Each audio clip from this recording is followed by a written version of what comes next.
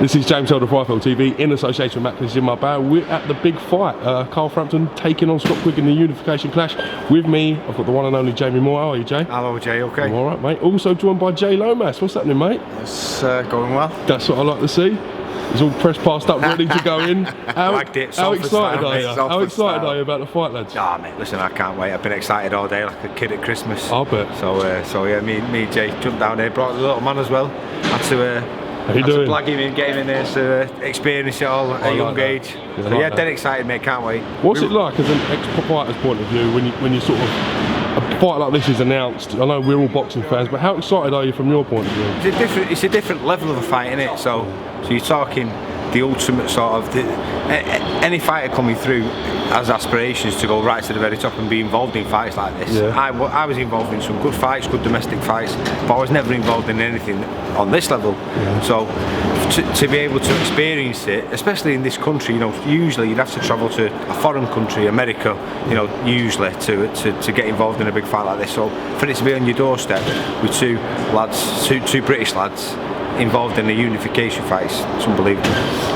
We've obviously seen the media, a lot of the media seem to back in Scott Quigg for this, especially a lot of the Sky team. How do you see it playing out, John? I think Frampton on points. I've always said Frampton. I just think that as the fight's got closer and closer, I do think that it is a closer fight than I thought originally, but I still got to go with Frampton. I've made my bed, I've got a lie in it. Yeah, he's such a sort of high class level operator, isn't he? And with the sort of the way he carries himself and conducts himself, he's a top level fighter. Listen, Scott Quigg's a great fighter in his own right. He's just style-wise, I just think that Frampton's all wrong for him. If he moves and doesn't set his feet, Scott Quigg has to have his stood in front of him, you know, generally to be successful. So Scott Quigg's so driven. See him at the weigh-in, he was looked like a serial killer at one point. He's so focused, isn't he? It's his life. He lives and breathes boxing. He doesn't really have any other hobby except boxing. So somebody like that, see, that's the flip side of it. Somebody like that is going to be so hard to beat because talent can only take you so far. You've then got to take into consideration heart, determination, strength, willpower, and Scott Quigg wins that for me. Not just against Carl Frampton, but probably against any other driven individual I've ever come across in my life. He's so focused, isn't he? Yeah, so focused. Unbelievably so. Jay, if I can ask you, mate, how do you see the sort of fight playing out tonight? Well, I've been on the fence with it, mate, because I've been looking forward to this for a long time. I saw Quigg at the Groves and Froch fight, which was another British classic, wasn't it? Yeah, you know, and you know, I think we've got some great British fights, great British fighters, and I don't know, I can't call it at all. I mean, Quigg's from Bury, so he's a local lad.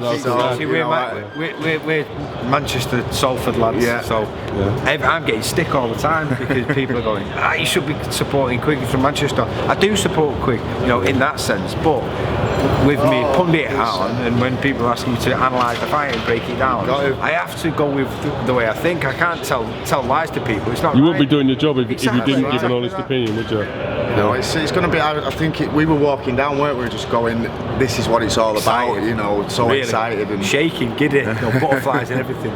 Listen, ridiculous. Got your prediction, Jay. I'm going to say you're going to be alright at the chippy. You are not going to be allowed any chips from Scott Quigg's chippy in the little while. So stay out of the chippy for a while. If I were you can't take it offensively because you know it's not a personal thing. It's just my opinion of how the fight will go along. It's not personal. You know, they know that. Where does the loser go from here? It's such a big fight. What happens to the loser in a fight like this?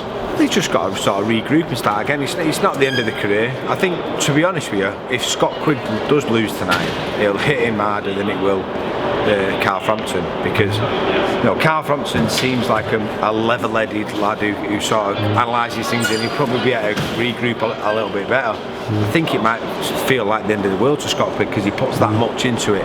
So, from that sense, I think that the worst case scenario for it to have an effect on somebody would probably be for Scott Quigg to lose. Listen, such a mouth-watering fight. Everyone you speak to is sort of divided. I know a lot of the Sky team have gone for Quigg. You're going for Frampton, so we've gone on a record with this.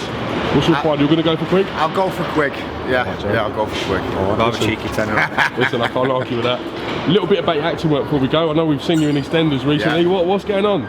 Well, Peaky got a Blinders few 3? well- Is it going on? What's going on? I'll leave that to him. Yeah, I won't mind. I've got a few things in the pipeline, so we'll see what happens. Quality. Listen, it's always great to see our thespian friends out supporting the boxing. We love a bit of that. We love a bit of that. Top lads, thanks for your time today. Thank you. Appreciate it. Cheers. See you later, lads.